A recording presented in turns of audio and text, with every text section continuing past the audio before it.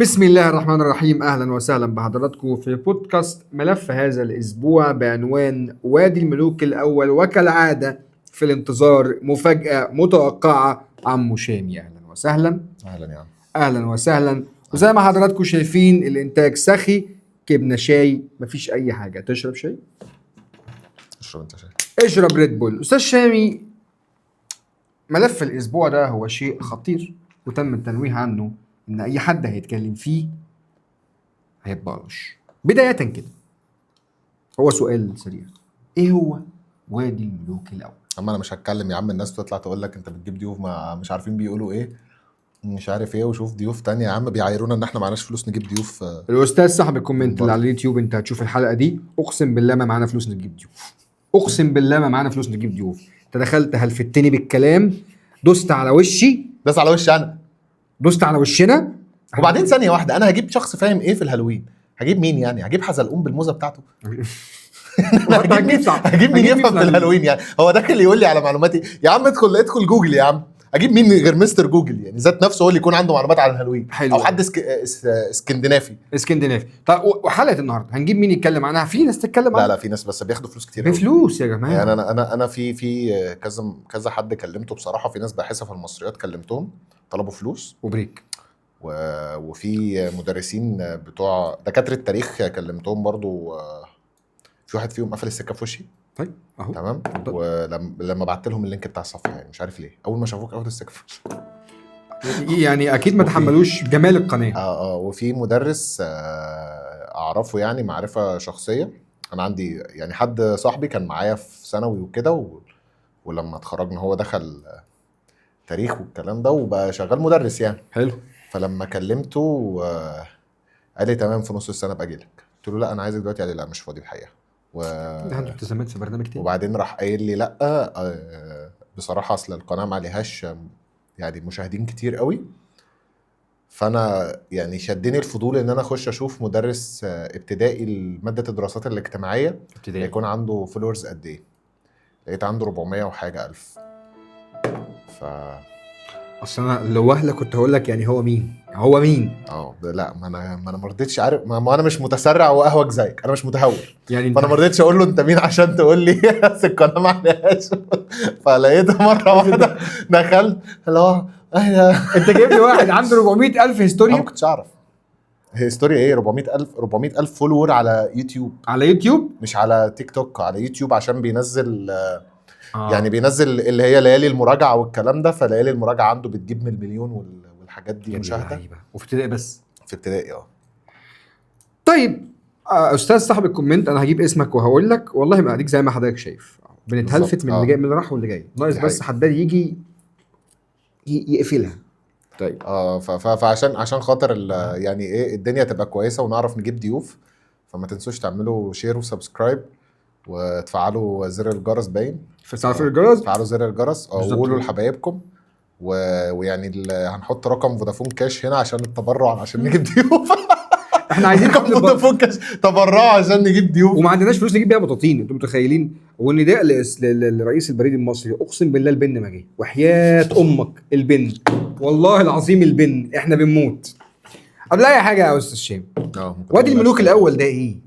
سكه. بص، وادي الملوك الاول ده مكان يعني على حسب اللي اتقال هو الوحيد تقريبا اللي طلع اتكلم عنه عن علم، يعني اللي هو شخص تقدر تاخد كلامه ثقه، هو دكتور وسيم السيسي. ماشي. فهو طلع قال لك ده مكان بين منطقه الصف واطفيح. دي منطقه بعد يعني بعد دهشور بشويه وانت نازل لتحت. ما حددش مكانها بالظبط، لكن احنا نستميت يعني ان هي في الاراضي اللي قدام فرع النيل الناحيه الثانيه. ماشي اوكي. بس فالمنطقه دي اللي لفت نظر مش دكتور وسيم، صديقه اللي هو عمرو. فاللي لفته هو شخص شغال في موضوع المناجم والكلام ده، الرخام والجرانيت والكلام ده كله. ففي ناس كلمته، راح هناك لا الموضوع مختلف.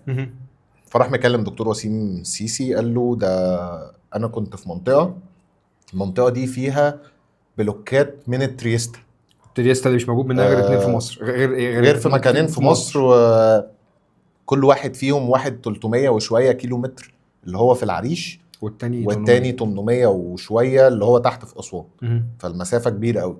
لو بس انت ما تقدرش ان انت تتكلم، يعني لو انت بتبص على الموضوع من بره فعادي ان انت تنقل حاجه 300 كيلو 800 كيلو، دلوقتي الموضوع بقى سهل بسبب النقل.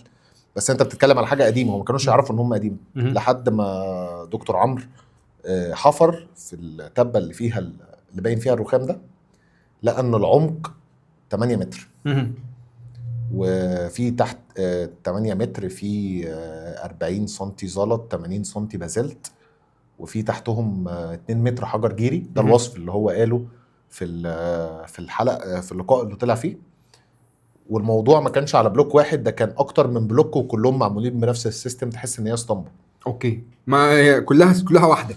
يعني كلها اسطمبات زي غرف، فاهمني؟ بلوكات، كل بلوك بنفس المقاسات، بنفس طريقه الحفر، بنفس كل حاجه.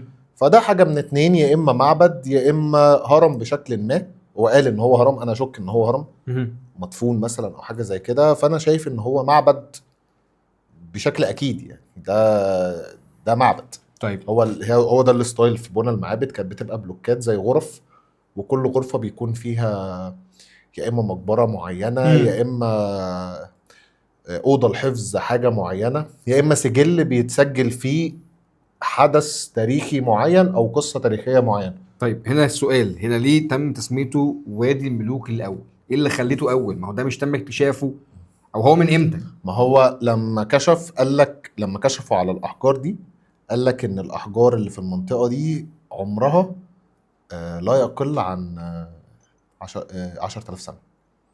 حلو. فدي قبل وادي الملوك، وادي الملوك والملكات اللي احنا عارفينه اللي هو في الاقصر. طيب حلو قوي. عشان بس انا جبت شويه معلومات عشان ابقى فاهم في القصه. في بعض المصادر بتقول ان برغم التكتم اللي موجود ده، وحتى الان احنا ما نعرفش حاجه الا ان كان في بعثه من بنسلفانيا جت وحفرت في المكان ده من 1912 ل 1915، وحتى الان ما طلعش عنها اي مصادر.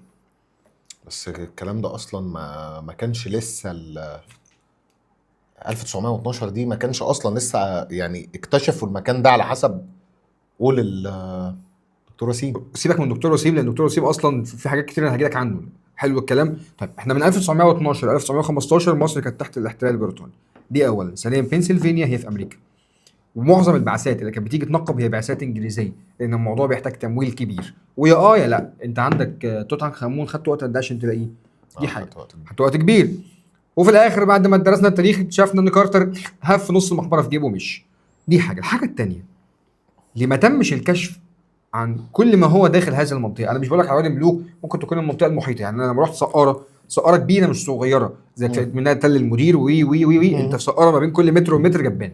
مظبوط. حلو قوي. طب ايه اللي موجود جوه يخلي الناس دي على حسب الدكتور وسيم اللي هيتكلم عن الموضوع ده في خطر؟ ليه؟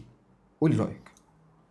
بص انا شايف يعني هو اتقال، انا طبعا يعني انا مش شخص فقيه في علم المصريات قوي، يعني انا بحب التاريخ المصري لكن مش شخص فقيه قوي. انا ذاكرت ذاكره سمكه، فمش هتلاقي عندي معلومات متسجله بشكل اكيد. بس اللي اتقال في الموضوع ان هي فيها تحت برديات او معلومات معينه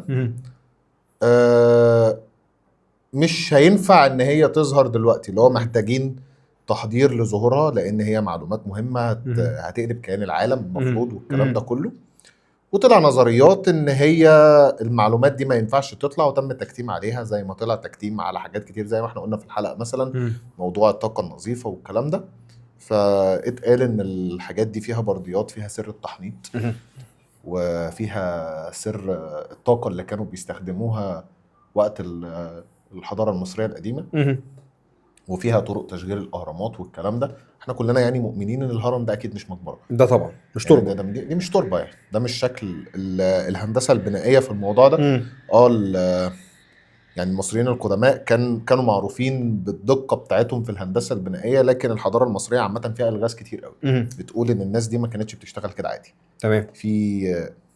يعني في سر في الادوات اللي كانوا بيستخدموها، في الطاقه اللي كانوا بيستخدموها، في العلم اللي كان عندهم، في الغاز كتير قوي. فبيقال ان الوادي ده في حل لمعظم الالغاز دي. او حتى الجزء منهم، هو لو في حل للغز من بحر الالغاز اللي موجوده فهو هيظل يعني اكتشاف. كل ما بتوصل اكتر كل ما بتفهم اكتر. حلو قوي الكلام ده. بس فبيقول لك ان هو اتكتم على الحوار من منظمات اللي هي المسيطره عارفينهم. او المهيمنه على العالم. على خط سير العالم او على الاحداث والكلام ده. فعشان كده اتكتم على الموضوع واتقال لا ما حدش يتكلم. حلو قوي. اللي هو اللي غريب بالنسبه لي ان يعني في دكتور محمود صلاح طبعا اللي بيطلع يتكلم عن الموضوع ده. تمام. دكتور محمود صلاح هو يعني ماشي، هو راجل باحث وكل حاجه وفي الماورائيات.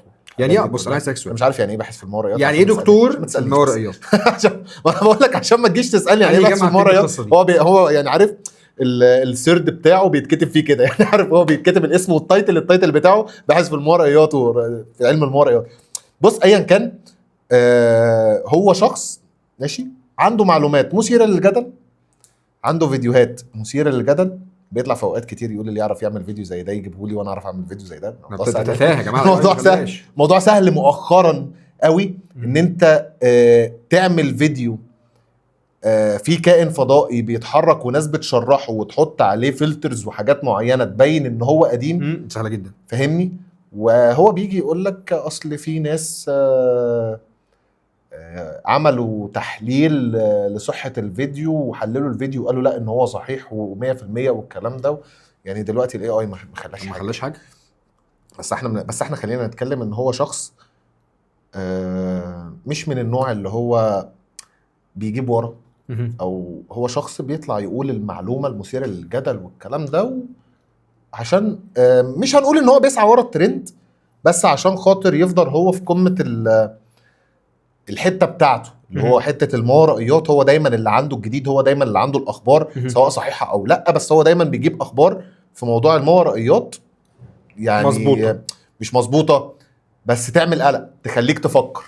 هو العيب انا هقول رايي انا. بص سواء انت كنت مصدق في محمود صلاح او مش مصدق فيه، الناس اللي بتستضيفه. هو الفكره مش في كده. الفكره ان هو محمود صلاح لما طلع اتكلم عن موضوع وادي الملوك الاول وقال ان هو بيعز الدكتور محمود السيسي جدا وراح رامي هنت على الموضوع، قال ان هو بس مش هتكلم في الموضوع، يعني ممكن نخليه للحلقه الجايه، بس انا طالع يعني ايه بقول للدكتور محمود السيسي عشان ما اتكلمش من غير ما ابقى عرفته، لان انا بكن له الاحترام، بس انا بقول ان انا هطلع اتكلم. بص دي حاجه. الموضوع ده يا سيدي كان من 5 شهور تقريبا. ماشي، ما دي حاجه ما طلعش اتكلم بعدها تاني. حلو. ما هو بص دي حاجه الموضوع محمود صلاح ما اتكلمش عنه تاني. لما نيجي ناخد دكتور وسيم السيسي كده اركنه على جنب عشان هرجع له. انت عندك عتاوله الشغلانه لو انا الاثنين المعروفين سواء دكتور مصطفى وزيري او دكتور زي حواس، الناس دول عايز تقنعني ان هم ما يعرفوش حاجه عن المقبره؟ افترض ان هم يعرفوا، الناس دي ما طلعتش اتكلمت ليه؟ طيب بص عامه يعني انا يعني نتفق او نختلف، انا شايف ان دكتور زاهي حواس ده شخص مش امين بنسبه 100%. مش بيطلع يقول المعلومات المظبوطه في الموضوع ده. ليه؟ يعني ده شخص انا حاسس ان هو معاه سكريبت معين بيطلع يتكلم عنه، هو بيقول المعلومات اللي موجوده في الكتب، ده اكثر ولا اقل. لكن اي اكتشاف او حاجه جديده بتطلع وراها لغز او وراها حاجه معينه هو بيطلع يقول لا الموضوع ما فيهوش ولا الغاز ولا في اي حاجه والموضوع عادي جدا، الاهرامات دي مجرد تربه، ما ينفعش اصل احنا ما فيش الكلام ده. ما انا مش معاك. تمام. انت ما ينفعش ان انت تكون اشهر باحث في علم المصريات يكاد يكون في العالم حاليا، في العالم تمام، وتطلع تتكلم عن حاجات اللي في ابتدائي بيدرسها. بص هقول لك على حاجه. اولا لو مشينا بالنظريه دي ان هو بيطلع يتكلم عن حاجات هي اوريدي موجوده، فانت لازم يكون عندك بعثه اجنبيه تيجي، لان علم المصريات هو علم عالمي. ليه عندك بعثه اجنبيه تيجي يا ابني ده علم عالمي. ايوه ماشي معايا ثانيه واحده. انت دلوقتي ليه لازم بعثه اجنبيه تيجي عشان تطلع اثار بلدك وارثك انت الشخصي كمواطن عايش في البلد دي او كشخص عايش في البلد دي؟ فانت محتاج بعثه اجنبيه ان هي تيجي تطلع الارث بتاعك وتطلع الاثار بتاعت بلدك اللي هي حقك انت ماشي كشخص وحق بلدك. وفي نفس الوقت ان انت ما تقدرش ان انت تطلب اي تصريح لحد ما تنسق مع المنظمات اللي بره، وما ينفعش ان انت تعمل اي حاجه من غير وجود لجان ومش عارف ايه من بره. معاك اتفق معاك في ده.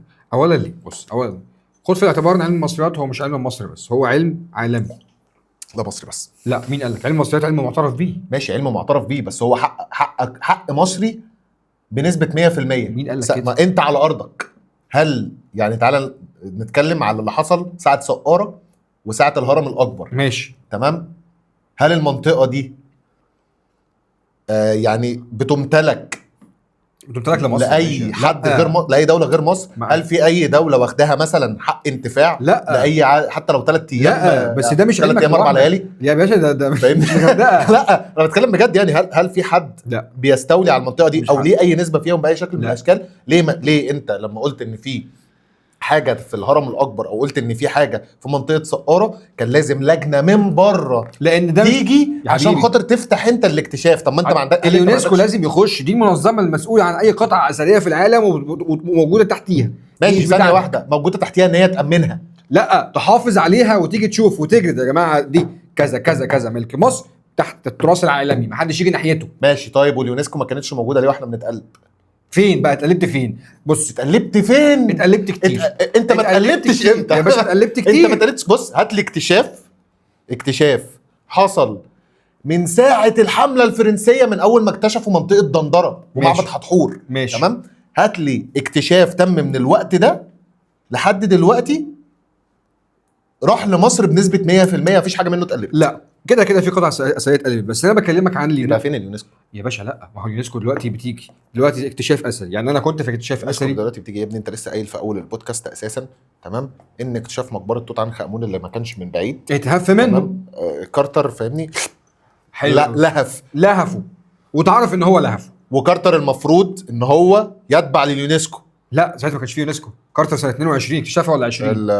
كان بيتبع كارتر كان انجليزي يا باشا، كانت ساعتها ما انت كان عندك احتلال انجليزي يا عم شامي كل لا مش كارتر. يا كان باشا. في حاجه قريب وكان في عالم بيتبع لليونسكو طلعت فضيحه ان هو سرق اثار من اللي موجوده في الاكتشاف ده. انا مش فاكر الخبر نفسه، بس انا كنت قريته. حلو اليونسكو. فانا اللي انا بفهمه لك دلوقتي، انت دلوقتي اولا لما بتيجي بعثه اجنبيه بتيجي لان اولا انا عندي طلبه اثار حوالين العالم وده علم معترف بيه، هدرس لهم ايه؟ هقول لهم ما تجوش دي ارضي، هذا لا يجوز، ده مش هو انا علمك قلت لك ما لوحدك تجوش يا باشا. بس وانا بطلع الحاجه وبعد كده حافظ عليها وامنها وتتحط في مكان مؤمن ما هو ده اللي بيحصل. يتمنع من السرقه فاهمني. يبقى ده اللي بيحصل ايه يا معلم؟ هو المقابر تحت فيها كاميرات؟ مش كاميرات. انت بص. هل انت شفت قبل كده ماشي واحد وهو طالع من المقبره تحت في امن واقف اللي هو بيعمل اللي هي حركه التفتيش لا. الذاتي دي؟ عمرك شفتها فاهمني؟ انت لو لقيت جعران دهب ولا مش عارف ايه ورحت عامل فاهمني ورحت كده هو رحت سارح فاهمني سلام عليكم ورحت كده. لا ما هو بص اقول لك على حاجه، في حد هيقول لك ما انت حدش بتعمل هيقول لك ايه؟ حاجه، بس التنقيب هي عمليه مكلفه،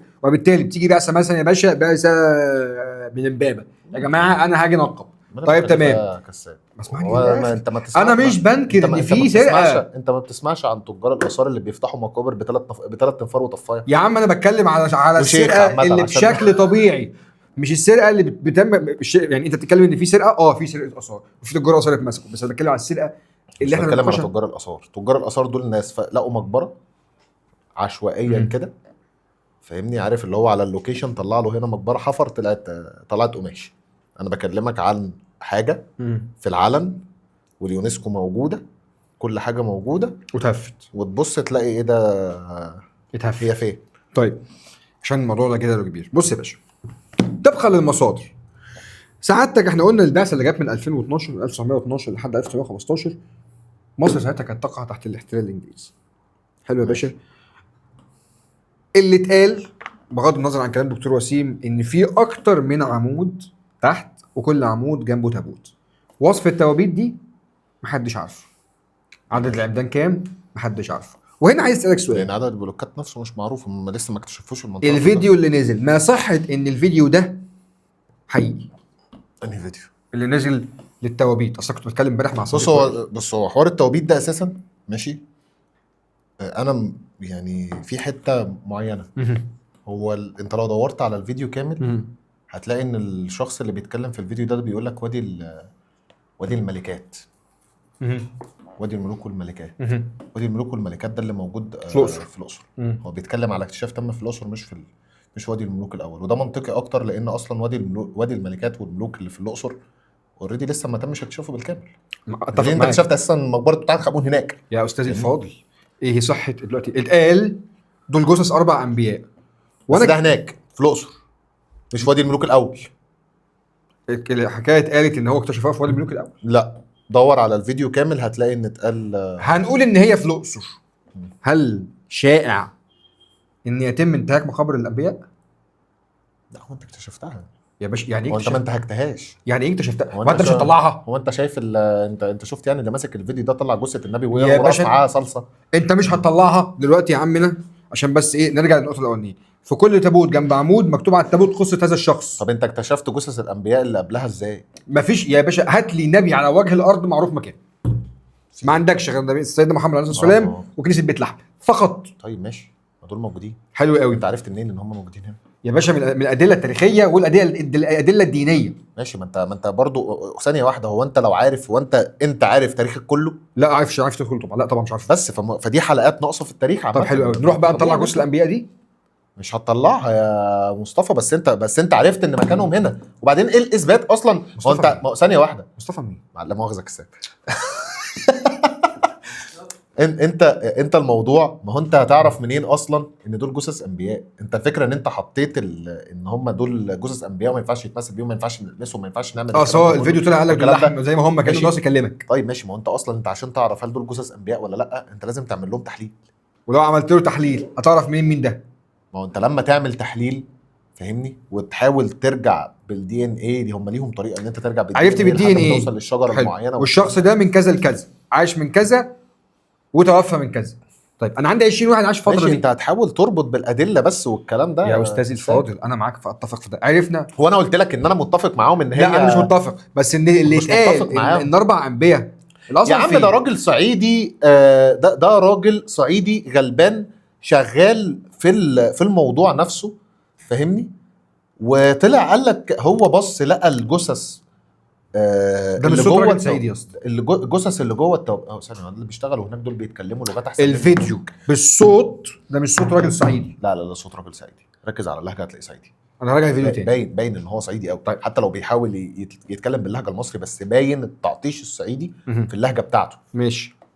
الراجل قال لك هو شاف. تعال نحسب يا عم ان هو انت بني ادم عادي، انت بني ادم فاهم ودارس. مش هقول لك ان انت شخص عادي ما عندكش معلومات عن الكلام ده. بس وانت بتنقب لقيت توابيت. بتفتح التوابيت دي لقيت ان الجثث اللي جوه التوابيت او المومياوات مش زي ما انت عاشرت قبل كده. ده الجثث بلحمها رطب مش جاف وشعرهم وكل حاجه. والبونبوني اللي بيتفتح ورا ده ماشي قاعد بيخرفش تعصبني ولا ولقيت جسمهم كأن هم لسه مدفونين. ناقص يكلمك فاهمني. فانت قلت ما بس دول انبياء. ما انت لازم تعذر الراجل يعني فاهمني. ما هو اصل خلي بالك ما هو اللي هيصور. ما تقنعنيش ان اللي هيصور وهينزل على النت ده عالم مصريات. وما تقنعنيش ان ما ينفعش ما يتردش على الفيديو ده. وثانيا دلوقتي جثه ايه هترد تقول ايه يا باشا؟ انت دلوقتي ظهر فيديو والناس رجبته. مين هتقول له ايه الاثبات اللي هم مش انبياء؟ لا ان هم انبياء. تقول له ايه الاثبات ان هم ترد انبياء؟ يا باشا ترد تقول يا جماعه الفيديو ده ما هو الا هرطقات. انت هترد تقول له مين ايه اللي يثبت ان هم انبياء؟ هيقول لك ايه اللي يثبت ان هم مش انبياء؟ لان في الشكل العادي نفس الفكره. بص انت ما عندكش اثبات على الصحه ولا على الخطا لحد ما تحلل الجثث دي وتعرف الفتره اللي هم عاشوا فيها ونبتدي بقى نخش الخناقه. تمام. تحاول بقى تحلل الدي ان ايه. دول بيعودوا لنسب مش عارف مين، لا دول بيعودوا لنسب مش عارف مين. والجو بقى بص الهري اللي هتقعد تعيش فيه ده. انا شايف ان احنا بنتكلم بدري قوي فيه. انت لسه اصلا ما طلعتش الجثث دي ولا حللتها ولا شبهتها بحاجه معينه بوصف معين او طبقتها بوصف سواء من اي كتب او اي كتب لاي ديانه من اي ديانات فاهمني. انت ما عملتش اي تحليلات او دراسه للجثث دي عشان نطلع نتخانق في الموضوع. هو واحد تمام راجل بسيط جدا يعني ده من وجهه نظري. هو شخص بسيط طلع فتح الفيديوهات لقى الجثث دي رطبه مش جافه مش بنفس شكل التحنيط اللي هو متعارف عليه. بس فهو اول ما شافهم بحالتهم كده وشكلهم حلو يعني شكلهم نضيف من الاخر مش زي الجثث الميته الجافه قال لك بس دي جثث انبياء دي ناس طاهره. تمام. ما تستغربش ان هم يقول لك مثلا اولياء الله الصالحين قال لك لا دول انبياء. حتى اولياء الله الصالحين بيتحللوا مش عارف ايه. هتلاقي بص اصل فاهمك حاجه. انت لما بتنزل المقابر دي بيكون معاك ناس من اهل البلد طبيعي. وشيوخ ومش عارف ايه والكلام ده. مم. فالناس البسيطه دي اول ما يشوف جثه مش متحلله مدفونه من الاف السنين في تابوت فرعوني، يقول لك بس ده ولي من اولياء الله الصالحين، لا ده نبي، لا ده مش عارف، ده رسول، ده مش عارف ايه، ده هوب هوب هوب هوب. انت اصلا فاهمني الجدال اللي هيحصل ده، لو انت بص اينشتاين هتتاثر بكلام الناس اللي يا حواليك حبيبي انا معاك. مع اللي انت شايفه. طب تفسر لي بايه انه قال لك هناك 4 جثث انبياء منهم جثه نبي مشهور؟ طلعت بلحق ترند يا اخي.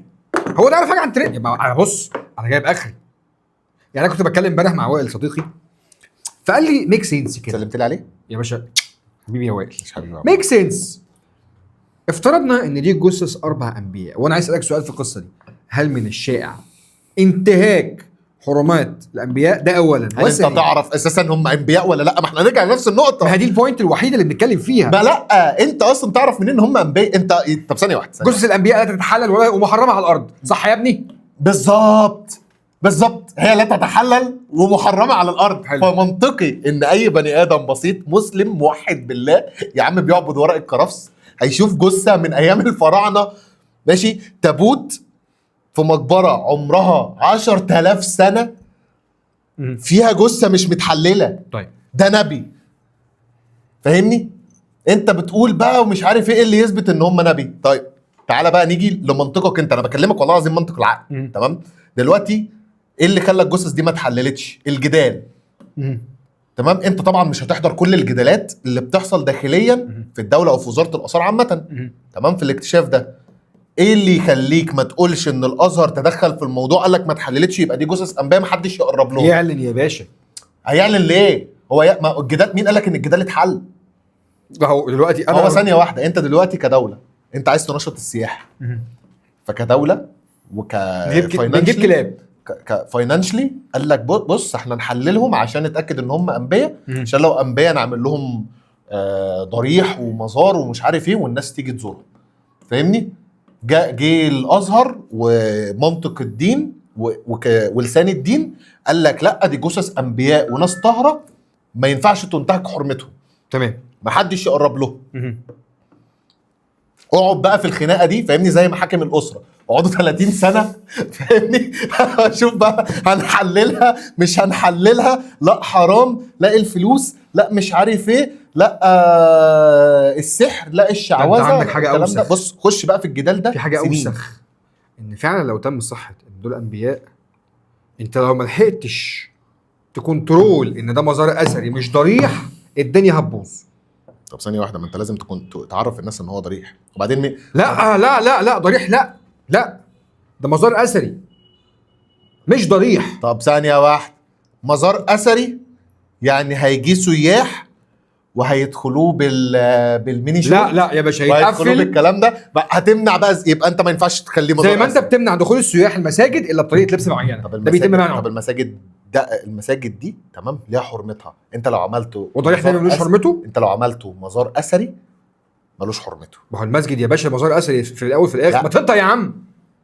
مزار ديني. المسجد مزار ديني. المقام اللي هيتعمل للنبي اللي تم انا اكتشافه. هقول لك على حاجه انتوا مش واخدين بالكم. احنا لو عملناه مزار اثري الصحيح هيخشوا ملط.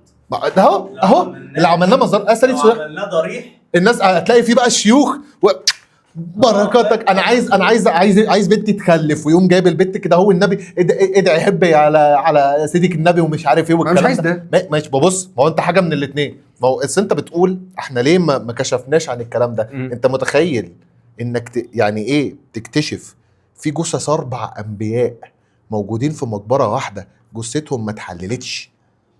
دي حاجه محتاجه ماشي بعقول المصريين عامة وبمبدأ المصريين في الحياة. انت محتاج تذاكر انت هتعلنها للناس ازاي اصلا، فاهمني؟ وزي ما قلت لك انت اصلا هتلاقي في الاول في خناقة كبيرة جدا بقى. انا مش بقول لك كمان يعني سيبك من مبدأ احنا دولة ماشي متدينة بطبعها طبيعي، سواء المسلمين او المسيحيين، هيقول لك ان حرمة الانبياء لا تنتهك. طالما ده نبي مسلم مسيحي هيقول لك لا ما تقربوش منه ده نبي. تمام؟ لكن العلماء الاجانب اللي مفروض علينا ان هم يكونوا موجودين في كل اكتشاف هينتهك. هيقول لك لا افتح ده بس اثر، شوف. لازم نفتح، لازم نحلل ازاي الجثث دي ما اتحللتش لحد دلوقتي، احنا لينا الحق ان احنا نحلل. خش بقى في الخناقه دي ماشي، وعيش فيها حبه لحد ما تتحل، وبعد كده شوف انت هتعلن ولا مش هتعلن. طيب انا هسالك سؤال مختلف في القصه دي. ده لو الفيديو صحيح ده لو فيديو صحيح اصلا. كم نبي كان موجود في عصر المصريين القدماء كامله؟ الله اعلم. لا يا راجل، انا ما اعرفش والله ما اعرفش هقول لك ايه ده. كم نبي يا سلطان كان موجود في عصر المصريين القدماء؟ انت عارف عصر المصريين القدماء اصلا كان من امتى؟ ما انت أعرفش. لحد دلوقتي تعرف اصلا؟ هل- بقى انت هتحكم على اساس ايه؟ قالوا ذكروا الموجودين في القران ما اعرفش. بغض النظر عن بحث البرزخ، لان انا هجيله في لونج تيرم. موسى عليه السلام، يوسف عليه السلام، انا بتكلم على اللي كانوا في مصر وبره مصر. ابراهيم عليه السلام صح، يعقوب عليه السلام، والجدل اللي يدور اذا كان يعقوب ولا اسرائيل. مين تاني؟ هو يعقوب هو اسرائيل. يعقوب هو اسرائيل. وادريس عليه السلام، ولكن ادريس رفع، ادريس ما رفعش. رفع ما رفعش. اذا رفع انا اسف. اذا انت عندك، انا ذكرت 5 من المعروفين واللي ذكروا في القران. لو جيت اقول لك يا باشا جثه 4 انبياء منهم النبي مشهور، تفتكر مين فيهم؟ لما جينا نستبعد، موسى عليه السلام خرج واوصى يوشع بن نون ان محدش يعرف مكان دفنه. اسرائيل عليه السلام وهو يعقوب بيبي اسمه بنو. يوسف عليه السلام يقال انه دفن في النيل واخذت جثته مع الخروج الكبير مع موسى عليه السلام ورجع تاني. يبقى مين؟ ادريس، وادريس رفع. ابراهيم عليه السلام زوجته بس هي مدفونين. زوجته اللي مدفونه هنا.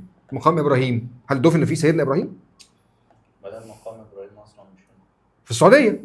حلو، هيكون مين النبي؟ يبقى علي صوتك وانت بتتكلم لو انت عايز. علي صوتك. اذا هنستميت انه سيدنا يعقوب. مين الاربعه التانيين؟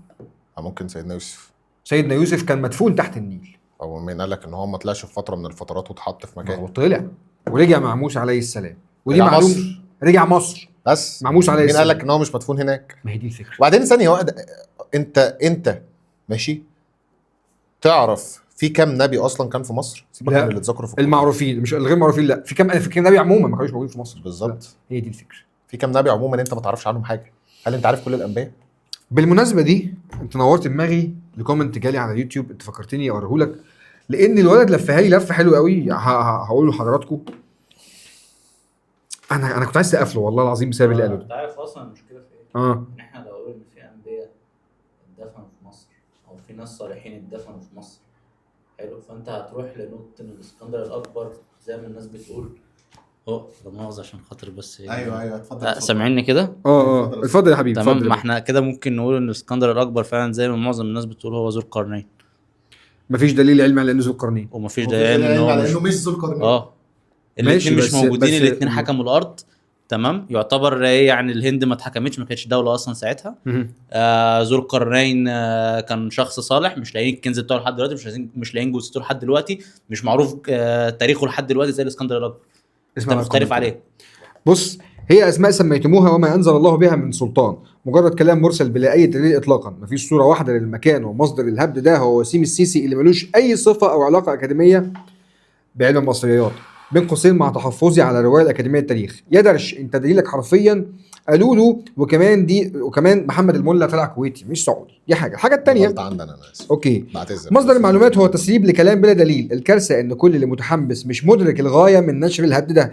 لما يتقال 4 توابيت لانبياء، معنى كده انهم انبياء بني اسرائيل، وانه هيتقال في برديات العلوم والمعرفه وبلا بلا بلا، يعني من الاخر الحضاره دي اصحابها ورثتها الشرعيين هم بني اسرائيل. دول اول ناس هينطوا لك فيها. دي الحاجه الثانيه. شفت بقى اللفه دي؟ انت تعرف. بص طب اقول لك حاجه. طب ما دي ممكن تخلي موضوع عدم الكشف منطقي اكتر. ما هو اتفق. انت دلوقتي لو قلت ان ان تم اكتشاف 4 توابيت ل4 انبياء، والانبياء دول بيعودوا للفتره اللي بني اسرائيل كانوا فيها في مصر، عايز يجي يقول لك جحا اولى بلحم طول. لا مفيش منه. انا عايزهم. مفيش منه. كنت انا عرفت ارجع اثاري اللي بره. كنت عرفت ترجع الارض المحتله يا باشا ماشي، يعني انا مكتشف. طيب انت هتصنفهم كانبياء من بني اسرائيل ولا ناس عاشت في حقبه المصريين القدماء وتلاقوا كاثار؟ طب ما هو قال لك ان دي الارض المنتظره وراح حط ايده عليها وقال لك عليها الحرام من ديني ما انا ماشي. يا عم ماشي يا عم، مالكش عندي حاجه يا عم، دي اثار مصريه وارض مصريه. طيب ماشي، وانت فكرك ان الفلسطينيين مالكش حاجه عندي من ساعتها؟ هو مين لا، قال لك ان طبعاً. هو هيخش بالحب؟ لا هنخش الحب فين باشا؟ دي اثاري. طب ما بقول انت لك هتقوم حرب على الحوار ده. ما هو انت بتتكلم في حته ايه؟ ما هو دي بقى ايه؟ تتحسب سياسيا. ما هو انا لو طلعت ماشي، انت مش ملاحظ مهم. ان المرحله اللي احنا فيها دي مهم. حساسه شويه سياسيا، طبيعي. في حوارات وفي مشاكل، وكله يعني بص، كل واحد مستني حد يعطس عشان خاطر يقيم الحرب عليه، فاهمني؟ المانيا مستنيه فرنسا تغلط عشان خاطر حرب عالميه، فاهمني؟ كوريا الشماليه مستني اي حد يجيب سيرته، فاهمني؟ عشان يقوم ضارب في يكح زرار بس. بياكله، يكح. فاهمني؟ هيموت ويدوس عليه. آه. تمام. فانت مش متخيل مثلا ان هو الموضوع ده حساس، ان هو يقول لك طب ما ممكن التانيين يجي يقول لك احنا عايزين الانبياء بتاعتنا. ما هو بيحشر نفسه يقول لك احنا اللي بنينا الهرم معاكم، هو اوريدي بيحشرها من دلوقتي. بالظبط. فانت متخيل ان هو بيقول لك احنا بنينا الهرم معاك، تبني ايه يا عم؟ كانوا تلاقي عبيد. فيه ما هم كانوا عبيد، كانوا بيبنوا الهرم فعلا، ما هم اللي كانوا بيشيلوا الحجاره. يا باشا ماشي. احنا بص كانوا شغالين باجره. اسمع بس، بوجرة ده اللي اتقال عشان ما يتقالش اصل المصريين كانوا مستعبدين بني اسرائيل وبدون العافيه بوجرة. ماشي يا عم، احنا انتشرت كنا البطالة. مستعبدينهم وبنعدمهم العافيه، وان شاء الله ده يرجع تاني. ما ده اللي كان اسمع بيحصل، وده اللي عمله فين فرعون. احسن. هو احسن. بس اكمل لك. ماشي. مستفزين قوي بجد. ما انت دلوقتي لما تيجي تقول ده احنا اكتشفنا 4 انبياء لبني اسرائيل، ماشي، هيجي يقول لك طب انا جحا ولا بلحمه طول. انا عايزهم دول انبيائي وعايز احطهم ومنهم ومش عارف ايه والكلام ده، وانا اولى، وانت كده كده بتاخد على عينك في اثار كتير، اعتبرهم حبه من اللي اتسرقوا، فاهمني؟ هتتقال ماشي. طب يا عم خد، وانا هيبتدي يفاوضك عليهم كده كده. طيب. هتحصل مفاوضات، يا اما مفاوضات يا اما الموضوع هيخش ايه، طب انا هاخدهم بالعافيه، لا مفيش الكلام ده. فاهمني؟ ساعتها هتحصل مشاكل سياسيه كتير، وممكن الموضوع يدخل في حرب، فاهمني؟ لو انت مش هتديني دي، طب انا هضرب لك سينا. يا سيدي اتفق معاك، ولكن برضو في الاول وفي الاخر هي يا بقى عم عادي، طيب ماشي، ما ايران ضربتهم راحوا ضربوا لبنان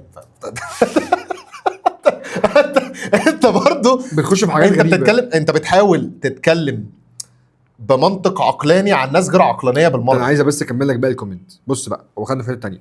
اما ما يسمى بالبرزخ، شخص مجهول ما بيطلعش بوجهه، تفتكر ليه؟ هل لو انت مكانه مش هتكون عايز تعلن عن نفسك والناس تعرفك؟ ده انت هتغير التاريخ ببساطه، وهتهدم الشريعه اليهوديه وتوقيت في توقيت مريب، في ظل ما يحدث حولنا ولاهلنا الكرام في ارض العزه. يا بشر فوقوا، ما تخليكيش نفسكم تحفزكم. ماشي، اذا راجل هدفنا البحث البرزخ، اللي انا هفضل مؤمن ان هو مجرد هرطقه، باحترامي الكامل والشديد. انا خالد بلاش احتاج وسيم السيسي تاني. بحث البرزخ، انا واحد من الناس طلعت في لايف واتكلمت، وكان في زي انا خرجت من اللايف ده، خرج من اللايف ده في مناظره بسيطه، لان هم رغم ان هو كان يعمل فيلم تحفه. الموضوع ده يعمل فيلم حلو قوي يعني. ما هو بجد يعمل فيلم حلو. يعني هو سيناريو فيلم عبقري بصراحه. الناس القائمين على بحث البرزخ، سواء بيتفرجوا عليا او ما بيتفرجوش، هم شخصين. شخص تخيلك واسع قوي يا جماعه. آه انا عارف انها يعني هتشتم كتير، بس انا هيتسب لي بص، اديان لا بسبب اللي انا بقوله خلينا ده، بس نتكلم. عامه اللي بيقولوا الكلام ده كله خيالهم واسع، لهم كل الاحترام. تمام. وفي نفس الوقت انا مش هقول ان هم غلط ولا هم صح. هم خيالهم واسع. ماشي، لهم كل الاحترام والتقدير. اولا يا اساتذه، هم اتنين شخصين، شخص معني بعلم السنه والشريعه والقران الكريم، مش هقول هو عالم ولكن هو باحث، وشخص اخر باحث في المصريات، ده بيساند الكلام ده. وموضوع ان هو منسم ده في حد ذاته مريب. السؤال الثاني المريب، ازاي حاجه زي دي يا عم هشام تخرج من وزاره الاثار وهو بحث معتمد من دكاتره كبار؟ هو انا راجل دارس ماجستير وعارف ان البحث بيعدي على المشرف والمشرف المساعد واللجنه وبيتناقش. ماشي. ازاي ده طلع 12؟ معرفش. ما انا ما اعرفش. ده موضوع بحث البرزخ، تمام. ده في قصه تانية. محمود صلاح احنا اتكلمنا فيه وقلنا ان الدكتور محمود صلاح هو شخص بيثير الشك والريبه، وزي ما قلت لك يعني ايه عالم في ما وراء الطبيعه. طيب يقال ايه تاني من ضمن الاسباب اللي اتقال عليها ان احنا قلنا هم 4 انبياء وكذا وكذا وكذا، وزي ما شامي قال انا مش عايز اخلق ان جحا اولى بلحم طور ودول انبياء بني اسرائيل يا باشا، انا عايزهم. الشيء التاني، هل تعتقد ان في ظل اللي احنا كنا فيه ده، مع عدم اكتشاف بناء الاهرامات والتحنيط، 7 ألواح الذهبيه موجود فيهم ايه؟ هل اصلا ال7 رقاقات الذهبيه دي موجوده يعني؟ نفترض هم موجوده زي الانبياء، نفترض موجود فيهم. انت عارف يعني ايه 7 رقاقات ذهبيه متسجل عليهم سجل التاريخ المصري القديم؟ انت عارف اللوح الواحد ده هيبقى حجمه قد ايه؟ انت عندك برديه 26 متر، ودي حته من كتاب الموتى، حته حقيقه اللي هي وزير 1 ووزير 2. طيب. الموضوع هيبقى عملاق قوي يعني دول فين يعني؟ ما هو تاريخ مصر القديم من كام لكام؟ هل هم موجودين فعلا تحت في وادي الملوك الاول؟ هم لو موجودين تحت في وادي الملوك الاول، فالموضوع ان هو يتكتم عليه ده سلاح ذو حدين. بص يا هشام، احنا عايشين في مصر وبدون اي خجل، واحنا عارفين يعني ايه ممنوع النشر، يعني ممنوع النشر، ممنوع الكلام فيه، يعني ممنوع الكلام فيه. طب وسيم وفي السيسي طلع العالم كده. كله، مش في مصر بس. بالعكس انا هنف عايز اقول لك ان بره تمام امريكا بلد الحريات. يعني ممكن ده يعني هيتقال في الحلقه الجايه، ممكن دي حته هنت عن الحلقه الجايه. ساعه ما الناس اتكلمت، ساعه ما طلع حمله على الناس اللي هتهاجم المنطقه 51 وجمعت اكتر من 1.5 مليون واحد مشترك في الحمله دي، الكونجرس بنفسه الامريكي طلع هدد ان اللي هيقرب من المنطقه دي هنتعامل معاه بالقوه. حلو. ونشر قناصات والبحريه والقوات الجويه الامريكيه كانوا بينشطوا المنطقه تقريبا كل ساعه ما انت دوريات ما طلعتش قلت لي بالتتابع. يا جماعه، انت بص، هو ساعتها ما تمش الاعلان عن المنطقه اللي دي هي بلده رسميا. الحريات. حلو. ساعتها ما تمش الاعلان عن المنطقه دي رسميا، هي مجرد اشاعات. لا لا لا لا كان تم الاعلان عنها. تم الاعلان عنها. اعلن عنها في 2013. حلو باراك الكلام. اوباما طلع اتكلم عنها في قال ايه بقى؟ 2014. قال ايه؟ تمام. طلع قال انا تقريبا، هو طلع رمى افيه مش عارف ايه، وفي حد غمز له في الفيديو فاهمني، او اللي هو بص له، هو بص لحد ومش عارف ايه، والناس ضحكت. عارف اللي هو انت الضحكه اللي فاهمني، وبيبصوا له كده. فهو راح خلاص مهمد الموضوع. ما انت بتثير الريبه والشك اكتر. ماشي، بس انت كده كنت اعلنتها رسميا في 2013 او مش هنرجع كتير في الموضوع ده. بس انا بتكلم ان هو اتعلن عنها في 2013 والحمله دي طلعت في 2019 في بلده الحريات. تمام. الكونجرس بنفسه طلع قال اللي هيقرب من المنطقه دي انا هفشخه، هزقه على الكرسي وهزقه. بس فانت بلده الحريات اللي تسمى بلده الحريات ممنوع فيها الكلام. ممنوع فيها الكلام. ما هو جاي تقول لي مصر؟ لا بالعكس، ده احنا هنا يا ابني بنتكلم عادي والله. الموضوع مش انا ما اقصدش حاجه، انا ما اقصدش حاجه، انا كل انا فاهم يعني قصدي محظور يعني النشر. اشمعنى وسيم يا جماعه؟ انا وسيم السيسي ده راجل، يعني هقول لك ده اصلا بتضحك فشخ، بس هي الفكره انت راجل الوحيد اللي اتكلمت دونا عن اشهر عالم مصريات في العالم، ودونا عن تلميذه النجيب، ودونا عن وزاره السياحه والاثار. ساعتك جيت قلت لي في الكويت ممنوع الكلام فيه ايه يا طب خلي بالك، بص، ما ممكن الموضوع ده اصلا يكون طالع من اشهر عالم مصريات في العالم، لان اشهر عالم مصريات في العالم ده الراجل القامه والقيمه والكلام ده بيتقمص لما حد يطلع باكتشاف مش هو اللي عامله. وناس كتير من تلاميذه طلعوا اتكلموا عن الموضوع ده، ناس كتير قريبه منه طلعت اتكلمت عن الموضوع ده، وان هو لو في حاجه تمت مش هو اللي مكتشفها بيسكت اللي مكتشفها عشان يطلع يقول ان هو اللي عاملها. معرفش انت سمعت الحوار ده ولا انا لا؟ ما اعرفش فاهمني. بس هو الشخص ده مش افضل شخص يعني في الحته دي. طيب سيبك من الشخص. عارف انت الدكتور مثلا اللي هو انت في اول محاضره فيسال سؤال عشان يعجز ويفرد عضلات، تقوم انت مجاوب يقوم مسقطك. انت نفسك انت بالذات عارفه. انا عارف. عايزين نروح مع حضراتكم للدكتور وسيم السيسي، وانا ما كنتش ملم بمعظم الحاجات اللي اتكلم فيها، ولكن اتصدمت لما لقيت الناس في الكومنتات يا عم الدكتور مسالك بوليه، يا عم عيب احترم الراجل بقى، يا عم دكتور مسالك بوليه، يا عم احترم الراجل بقى. عادي بقى واخد الموضوع. طلع دكتور مسالك بوليه فعلا. طلع دكتور مسالك بقى. انا اتصدمت من الموضوع ده اقسم بالله وانا بكتب الحلقه. وفي الاخر هو دكتور وسيم السيسي بيعامل على ان المسالك والتربه تحت، فبيتعامل عليهم بنفس المنطق. المسالك والتربه تحت في نفس المنطق. الكلام اللي كتبه عن دكتور وسيم السيسي: مستشار المسالك البوليه في مستشفى الساحل التعليمي جامعه عين شمس، متزوج من دكتوره كذا، ابني يعمل في مجال كذا ولا. طيب صالون المعالي الثقافي اللي بيتعمل اخر جمعه من كل شهر، مقال اسبوعي في جريده المصري اليوم، ماجستير الجراحه العامه والمسالك البوليه جامعه القاهره، دكتوراه المسالك في لندن، دكتوراه الجراحه العامه جلاكسكو، زميل كليات الجراحين في المملكه بانجلترا واسكتلندا، زميل كليه الجراحين البريطانيه، زميل كليه مش اصحابه كتير قوي، زميل وزميل وزميل وزميل وزميل وزميل، عضو الجمعيه الامريكيه الخاصه بدراسه الظواهر الجويه الغير طبيعيه ودراسه احتمال وجود حضارات على كواكب اخرى. يا دين ام كل الرقب. له العديد من الاختراعات المسجله، اكاديميات البحث العلمي، وايضا العمليات الحديثه على مسجله دوليا، وكتاب فصل الطب القديم في كتاب. واللي عرفته مؤخرا انه ليه عمليه باسمه، الراجل ده اخترع عمليه باسمه، اذن الراجل ده قوي فشخ. الراجل ده قيمه كبيره جدا في المسالك البوليه، كبيره جدا. طيب. مش في المسالك البوليه بس، في الجراحه عامه. طب بص، مؤلف احنا مين المسكوت عنه في التاريخ اللي انا هجيب لك الكتاب ده: في البدء كانت مصر، هذه هي مصر، مصر التي لا تعرفونها، مصر علمت العالم، نظرة طبية فاحصة في الحب والجنس، حصل على العديد من ركزت قوي على الجوائز. الحته دي. انت ليه ركزت قوي؟ ليه ركزت قوي؟ يعني ما اعرفش اخد المسالك البوليه بس تمام يعني. ماشي. عديد المسالك البوليه ماشي. نقابه الاطباء إيه؟ والاذاعه والتلفزيون إيه؟ وجائزه هو از هو. طيب يا ساده يا كرام، انا عايز افهم دلوقتي، انا وانت ناس مصورين، وانت راجل مخرج ومدير تصوير، وانا راجل بقدم محتوى وسكريبت رايتر. وسكريبت رايتر. جيت انا قلت لك اصل انا باحث في علم الضحك، مين اللي اداني الاجازه دي؟ يعني انا ايه اداك انت مش شايف الراجل عامل ازاي؟ يا باشا ده في ده بلاوي. دكتور ده في بلاوي. انت مش بتتكلم على دكتور وسيم نفسه يعني. وسيم، دكتور انت بتتكلم على الدكتور التاني اللي بيطلع على اللي هو القنوات، بيطلع بيلف على القنوات ده. لا، دكتور وسيم السيسي هو دكتور طبيب، ما علاقته يعني يعني يا ابني محضر ابحاث ومحضر حاجات كتير قوي في يا باشا كمقارنة علم في ناس اقوى منه. ما هو دارس يا ابني ومحضر دكتوراه ومحضر بلاوي في يا باشا يا استاذ الفاضل، تعال محضر بص بلاوي عليه. في المصريات. ماشي يا باشا، هي كتب ومؤلفات. تمام. الجمعيه الامريكيه لجراحه المسائل، براءه اختراع في اكاديميه البحث العلمي، اهتمامات العلوم السياسيه والتطور والنسبيه والكم. لسه ما وصلناش للمرسيات. الظواهر الجويه الغير طبيعيه ملهاش علاقه. وايه بقى؟ تمام. ووجود حضارات على كواكب اخرى. ماشي. وجمعيه الروتري دي يا شباب هي جمعيه دوليه للناس اللي معاها فلوس. ماشي كمل. لا هي تطوعيه.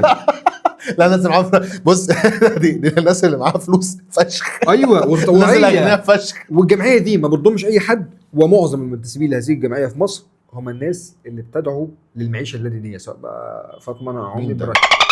مين يا باشا في يعني مصر؟ مش كلهم. مين اللي في مصر؟ مش كلهم يا اخي. مين؟ مش كلهم. انا كنت اصلا في ملتقى ليهم، ورئيس الروتري؟ نادي الروتري ده شخص عادي يعني، وبيقول سلام عليكم وصلوا على النبي وكل الكلام ده كله.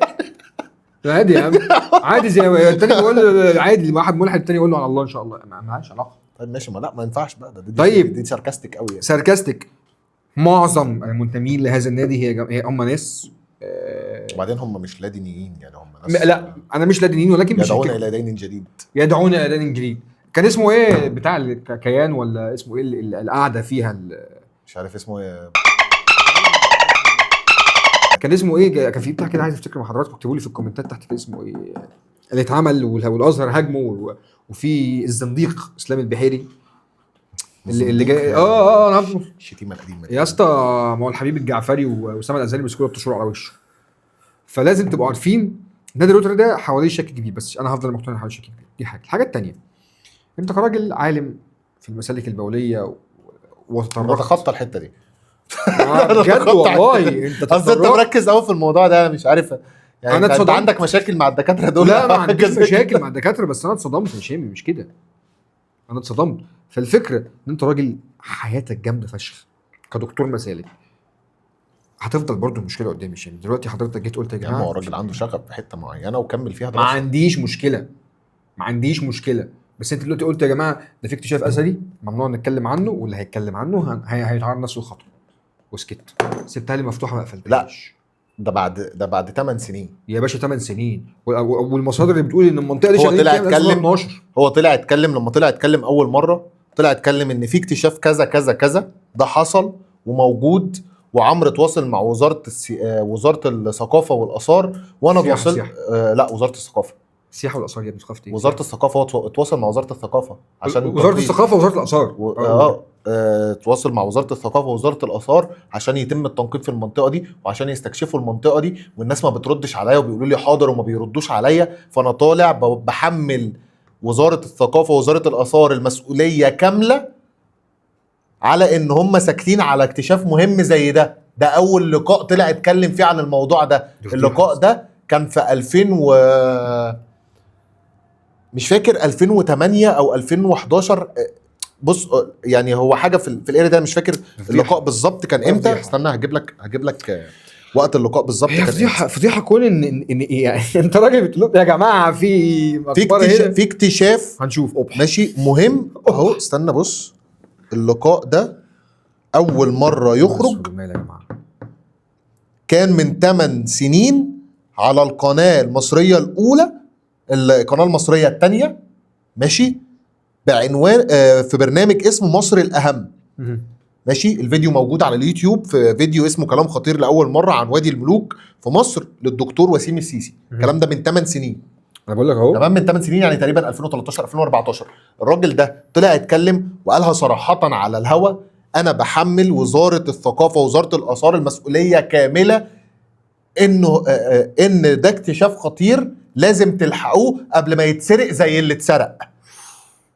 تمام. الموضوع بعد ما عمل كده 8 سنين كاملين محدش بيتكلم عن الموضوع ده لحد ما طلع مع محمد ملا. الملا. تمام. وساله قال له ايه موضوع وادي الملوك الاول ده، قال له ان هو مش هيتكلم ومش عارف ايه، فبيقول له مش هتتكلم ليه؟ قال له عشان اللي هيتكلم في الموضوع ده هيعرض نفسه للاذى الشديد. بس هي الفكره. تمام. فالراجل ده انت ما تعرفش هو لما طلع اتكلم وطلع هدد وعمل الكلام ده كله، فهمني، اتهدد بايه؟ عملوا ايه معاه؟ فهمني، اتقال له ايه عشان يتكتم؟ اقنعوه ازاي ان هو يتكتم على الموضوع ده؟ ممكن يكون في حاجه فعلا في المصلحه العامه، ماشي، تخليك لازم تكتم على الموضوع ده، بس انت ما تعرفهاش. ما ممكن في امور داخليه ما هي دي تخلي الفكرة. لازم يتكتم على الموضوع. هي انا دي. الله اعلم، فاهمني. ما هو بص، هي دي الفكره وانا اتفق معاك، ولكن المضحك يعني زي ما بيقولوا كده شر البليه ما يضحك، ان الراجل بيقول لك راجل انا يا جماعه راجل باحث استاذنكم تعالوا اكتشفوا هنا. هنشوف يا جماعه، شوف هنشوف، لازم اطلع اصيح واقول يا جماعه في حاجه هنا، وفي الاخر الموضوع داس عليه. 8 سنين كاملين اتسكت عليه، بالظبط. فانت ما تعرفش هو الموضوع كان ايه. بس لكن وادي الملوك الاول هيفضل للجمهور العام من وجهة نظري. يعني عارف، فتحت القوس، سيب القوس مفتوح وزود لغز زياده يعني. وما ما عملش، انت ما اكتشفتش حاجه جوه. كل الناس اللي بتطلع تتكلم دي ناس يعني عارفه، ما بحبش بص عارف اللي هو، ما بحبش الناس اللي بتطلع عامله نفسها تعرف كل حاجه، فاهمني، وتقوم قايل له طيب ايه مصادرك وايه دليلك على الموضوع ده؟ يقوم عامل تويتي. نقول لك هنجيب فيديو الحلقه الجايه، وما بيجيش حاجه الحلقه الجايه. الحلقه الجايه هو نفسه ما بيجيش. يا جماعه ما حدش يسمع الدكتور محمود صلاح بالله عليكم، الراجل ده مهرطق. يا عم انا مش بتكلم على لا انا هفضل يا جماعه الراجل ده مهرطق، ابوس ايديكوا اصحاب نظريه المؤامره، ابعد عن انا بص نظريه المؤامره لا تبعدها ولا تخليها واكله حياتك يا ابني.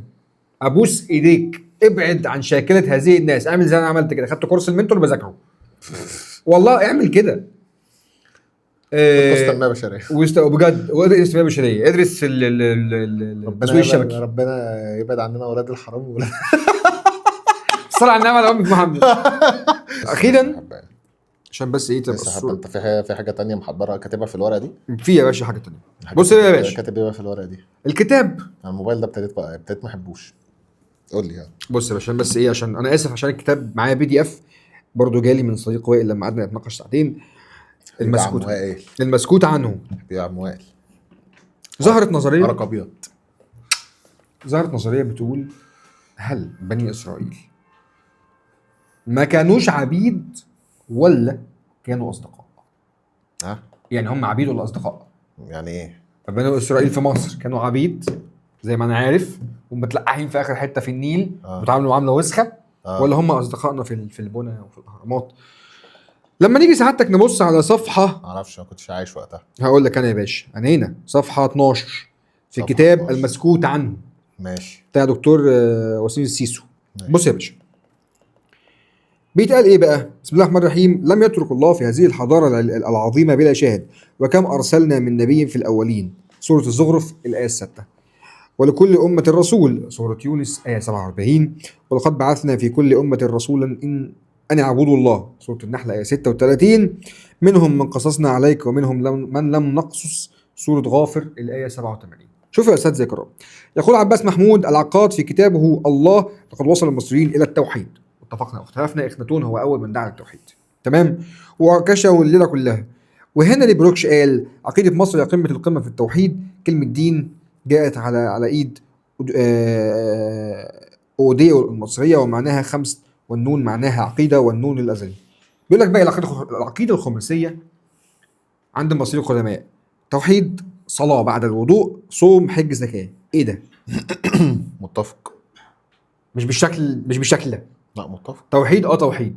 صوم ما اعرفش. لا عادي، الصوم ده موجود يا عم، ده في حاجه اسمها صيام متقطع في الدايت يا باشا ماشي. في طهاره ماشي، ما ثانيه واحده، الصوم ده جزء من نوع من انواع الزهد في الحياه، يا استاذ الفاضل بس فموجود يعني عادي. مش ماشي. طب الطهاره ماشي، الطهاره كانت موجوده. مش وضوء، ما تقوليش وضوء. ماشي يا عم، هو ممكن يكون التعبير خان وممكن يكون الوضوء. وبعدين ثانيه واحده، انت واخد الكلام ده من على لسان شخص اجنبي اساسا، هل هو قال لك الوضوء؟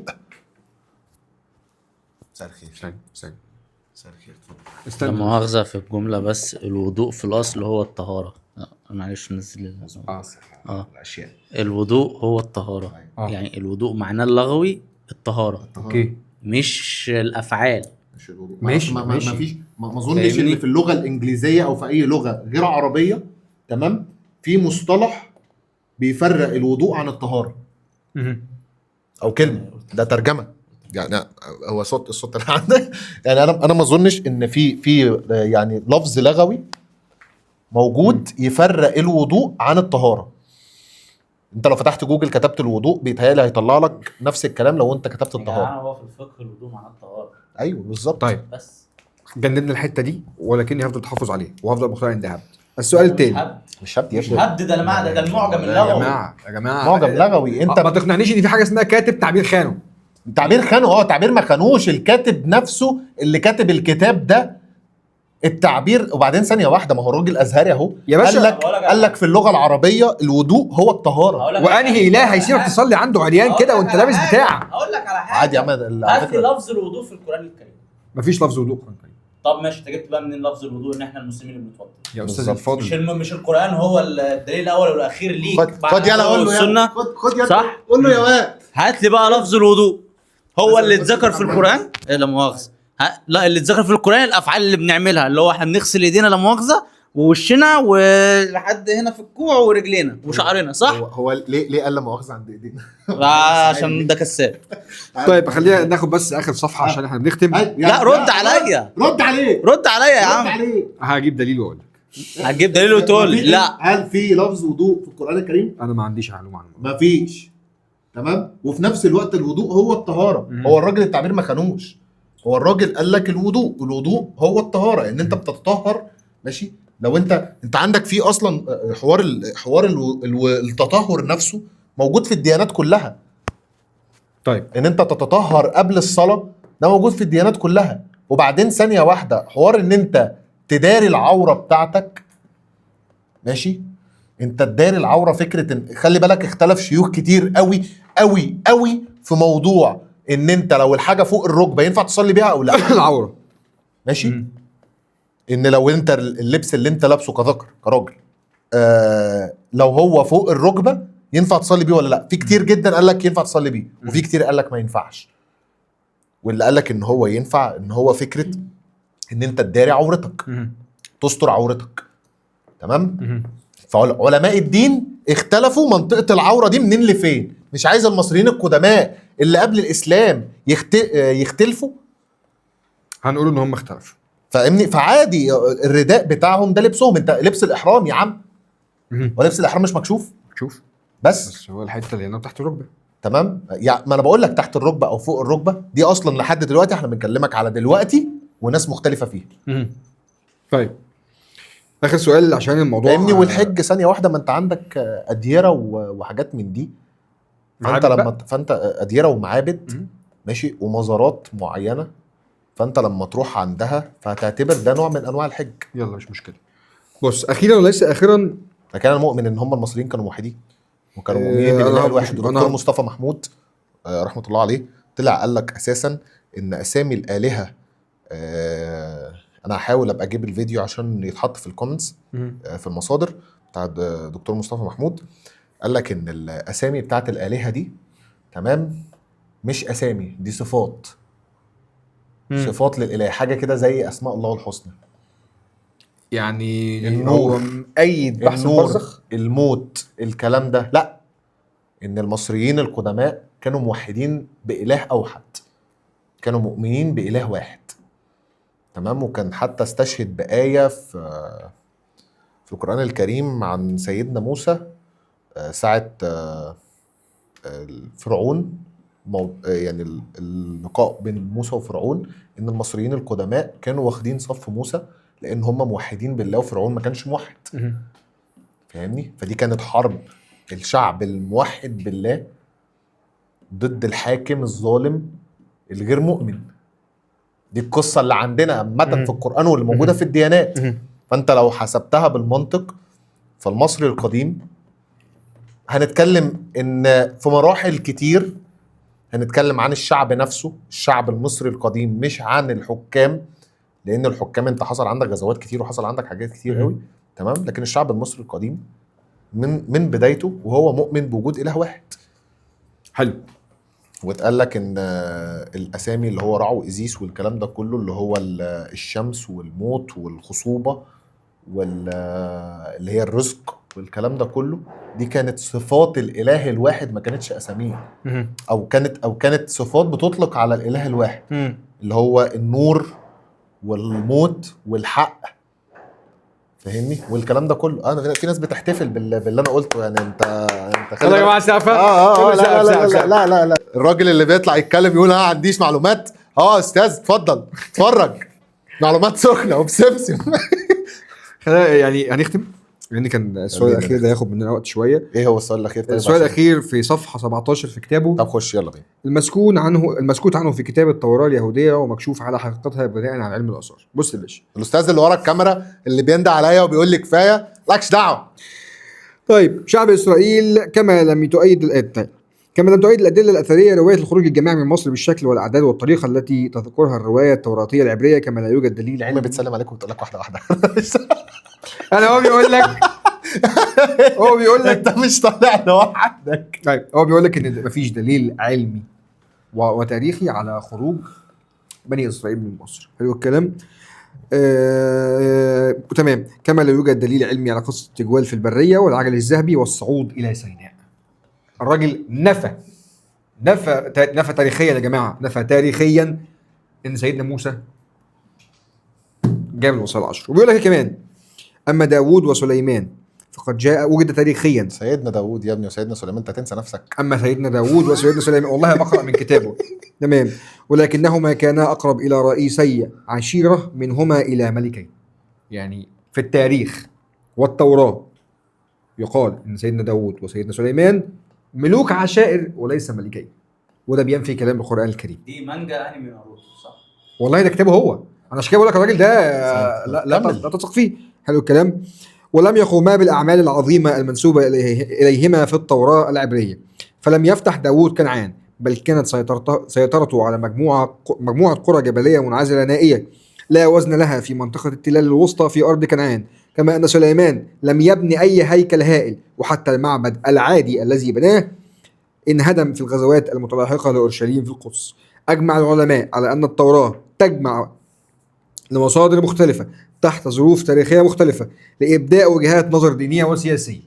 يعني هنا هو بيقول لك التوراة تم كتابتها بعد موسى عليه السلام، وأنا عمري ما شفت نبي بيجي بكتاب دين الكتاب بيتكتب بعد ما بيموت. التوراة اللي احنا عارفينها النهارده ولا اللي كانت موجودة وقتها؟ على كلامه هو التوراة اللي احنا عارفينها النهارده. ممكن تتفق معاه. اتفق في الجزئية دي. في الجزئية دي بس خد بالك هو هنا بس انت ممكن تتفق معاه. ماشي. في فكرة ان التوراة اللي احنا عارفينها النهارده مستحيل تكون هي اللي اتكتبت وقت سيدنا موسى عليه السلام. بص يا مستحيل. هذه القصة يعني بص كده على بني إسرائيل، كيف كانوا عبيدا وهم جيرانا لنا ونزلاء بيوتنا بل أصدقاء، بدليل أننا أعطيناهم ذهبنا وفضتنا وثيابنا. لو كنت وزيرا، بص بقى عشان دي الكلمة دي مستفزة. عادي كمل. لو كنت وزيرا للتربية والتعليم لفرضت هذا الكتاب المسكوت عنه على طلبة المدارس الثانوية والجامعات حتى يعرف المصريين أن مصر مظلومة، وأن الذي أنصفها عالمان يهودان أساتذة في علم الآثار كشفوا التوراة وقدموا. ماشي. بص هو الجزئية اللي هو بيتكلم عنها بيستشهد ان ساعة خروج بني اسرائيل من مصر المصريين القدماء يعني او جيرانهم ادوا لهم ذهب وادوا لهم اكل والكلام ده عشان رحلتهم وهم خارجين. ماشي. ومش هنقعد نتكلم على ان المصري معروف بكرمه والكلام ده كله، لكن في نفس الوقت يعني اصل خلي بالك العامل ده، يعني خلينا نتفق ان هو الموضوع ما كانش عبودية اكتر من انه كان عامل. لا يا باشا، عبودية. فرعون قتل فيهم عادي، ما انت عماله بتقتل فيهم يعني. بص فرق ما بين عامل وعبد. هل اتقال ان هم كانوا، هل اتقال في القرآن ان هم كانوا عبيد؟ ربنا اختارهم ليه؟ ولا ربنا اختارهم ليه؟ ولا اتقال ان هم كانوا عمال؟ يا باشا عمال يعني هل اتقال ان هم قصدي كانوا بيستعبدوا؟ اه ده موجود اذكر الايه. هذكر لك الايه، هجيبها لك بس كانوا بني إسرائيل. بيستعبدوا. بص اشك طيب تاريخيا لان القصه انا بحبها عامه. هو على العادي ماشي، هم ما كانوش بيستعبدوا. هقول لك انا ليه فاهمني؟ لكن هم كانوا مقهورين بص، بدليل اصلا ان انت لما بتيجي تستشهد على الايه، ماشي، اللي هي في وقوف سيدنا موسى عليه السلام ضد فرعون، قال لك اصلا ان المصريين نفسهم واهل البلد كانوا موافقينه واخدين صفه ضد فرعون وجبروته. يبقى ده كان حاكم ظالم، ماشي، بيقهر شعبه او بيقهر الشعب اللي هو بيحكمهم. لكن مفيش اثبات على ان هم كانوا عبيد. هل في اثبات ان هم كانوا عبيد؟ هامان لما اتكتب عن التاريخ عنه ان هو كان فرعون كان احنا دلوقتي بنتكلم، بص، ما احنا انت دلوقتي مختلف في نقطة. تمام؟ النقطة دي اساسها ايه؟ ان هم عبيد؟ لا، اساسها ديني. ماشي، اساسها ديني بحت. انت بتتكلم عن النبي. طيب انت ليه عايز تصدر ان احنا كنا اصحاب؟ انت بتتكلم عن النبي. فاهمني؟ فلو انت بتتكلم عن النبي يبقى انت اساسك او مرجعك الاساسي هو الدين. ماشي. فانت في القرآن انت اتقال حاجتين، ماشي، ان الناس دول كانوا موجودين في الوقت بتاع الحضارة المصرية القديمة. حلو. واتطردوا من ارضهم، او اتطردوا من اراضي مصر، واتحكم عليهم ان هم يتوهوا في الارض. لا مش اتطردوا، هم اللي مشوا، اتأمروا ان هم يخرجوا ماشي من مصر، وتاهوا في الارض. اتحكم عليهم ان هم يتوهوا في الارض. اتحكم عليهم ان هم يتوهوا في الارض 40 سنه. بس انت لخبطتني، كنت قلتها في الاول صح. فانت دلوقتي الناس دي وهي خارجه، مبدئيا الناس دي واجهت فرعون مع موسى عشان خاطر جبروته، قهره للشعب، بدليل ان الشعب ساعتها كان معاه. هو ولما خرجوا الشعب المصري مدهم بالذهب والمؤن عشان لما يخرجوا. فده يقول لك ان الناس دي وقتها ما كانوش ناس وحشه. انت عارف الكتاب زي ده ممكن يعمل ايه؟ انت هيحشر نفسه معاك. طب ما احنا اصحاب حبيبي، ما نشتغل التاني سوا. هيحشر نفسك ومين هم؟ انت عايز تفهمني ان هم كده اصلا بيحكوها في بني اسرائيل. ما انت ما تقولش بقى لا هم منهم، هم من نسلهم. ماشي، من نسلهم، ما عنديش مشكله. بس الكتاب ده او المقوله دي، طب يا باشا ده واحد من عندكم بيقول ان احنا مش عبيد. عادي يا معلم، ما انت عندك اللي احنا اتكلمنا عنه ده اللي هو التيجاني، طلع قال لك انا من الاشراف، فهمني، وطلع شهاده الاشراف وكان بيتحرش ببنت صغيره. ماشي، عايز تقول ايه؟ طب وليه نقول عليهم عبيد؟ ما ممكن يكونوا عمال. ما هو ده اللي انا قلته يا استاذي الفاضل، في فرق ما بين هامان لما عمال يتكلم والفلوس اللي كانت معاهم دي من هامان لما هقول لك انا في بعض البرديات لما كان بيكلم فرعون، هامان كان سحب قرار اقتل سنه وسيب سنه، مش هيبقى عندنا عبيد نشغلهم. لا، طب قول لي، ما هو انت لو قتلت كل السنين مش هيبقى عندك جنود، لان هم اصلا كانوا داخلين مصر ان هم هيبيدوهم. يا استاذي مين هيبيد مين؟ لا، فرعون القصه المشهوره ان في واحده قالت له في واحد هيخرج منهم هيقتلك. حلو، صح، دخل قتل كل الولاد. حلو، ما هو ساعتها لو قتل كل الولاد مش هيبقى في عنده ناس تشتغل. حلو، لان هم كانوا حرفيين ممتازين. طلع منهم مين؟ طلع منهم السامري اللي عمل العجل. حلو، وكذا عمل العجل بحرفيه، ده معناه ان هم كانوا حرفيين شاطرين. حلو، صح. ساعتها هامان امر اقتل سنه وسيب سنه، مش عندنا عبيد ما يبقاش هيبقى عندنا عبيد نشتغلهم. عندك دليل ان هو قال كده؟ انت كنت حاضر القعده يا باشا؟ قعدت معاهم على القهوه انت؟ انا هجيب لك البرديه دي. البرديه مكتوب فيها عبيد. انا هجيب لك البرديه دي باشا. لو الناس دي عمال كانوا محذوفين اللي في اخر الدلتا. انا عندي سؤال. تعالى دلوقتي نتكلم من مبدا شخص مسلم وموحد بالله. تمام. انت هتصدق برديه ولا هتصدق القران؟ هدمج الاثنين مع بعض. هدمج لا لا لا لا لا بص هقول لك على حاجه. اتشاف بس بعد اللي انت قلته ده. هدمج الاثنين مع بعض يا فاضل. انت هتدمج، انت مش لا اله الا الله. يا جماعه انا هدمج الاثنين مع بعض. تدمج اثنين مع بعض ايه؟ لازم بص، هو تدمج اثنين مع بعض ايه؟ القران كده ايه يا ابني؟ ثانيه واحده، انت عايز تفهمني ان انت كلام ربنا سبحانه وتعالى لوحده مش كفايه بالنسبه لك؟ كفايه طبيعي جدا بالنسبه لي. امال ايه؟ بس الفكره ان انا لما اجي ابص يا خلاص يا باشا، خلاص العفريت طلع. ربي يغفر الله فانه لا يعلم. يا ابني دلوقتي انا دلوقتي القران ذكر القصه كامله، بس هو وسيم السيسي بيقول لك ايه؟ مفيش اي دليل. هو بيقول لك مفيش اي دليل على الخروج. انا مال، انا دلوقتي في الحته بتاعت الدين بيقول ايه؟ انت جاي تقول لي أنا في متفق برديه، انا بقول لك القران نفسه بيقول ايه، تقول لي برديه؟ طبعا يا جماعه نورتونا، وان شاء الله البودكاست الجميل يعني يكون عجبكم، لان في حاجه هتحصل كمان شويه.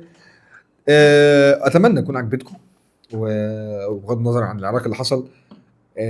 كومنتات بقى حلوه. الاستاذ صاحب الكومنت انا لازم اشكرك جدا، عشان بجد انت لفتت انتباهنا لحاجات مهمه. هجيب لك اسمه، يعني انا هجيب اسمك واكتبك في الكومنتات، ومحتاجين من الكومنتات دي كتير قوي. وادي ملوك الاول ملف واتقفل، استنوا الملف بتاع الاسبوع اللي جاي ان شاء الله يكون في حاجات شيقه جدا.